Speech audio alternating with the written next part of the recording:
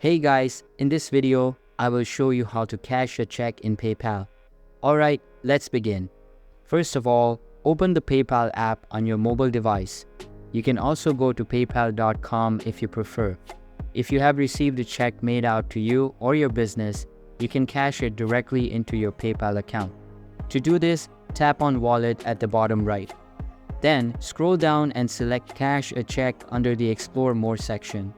You will need to allow access to your camera and location, so make sure those settings are turned on. Next, tap Continue, and you will be prompted to provide some information.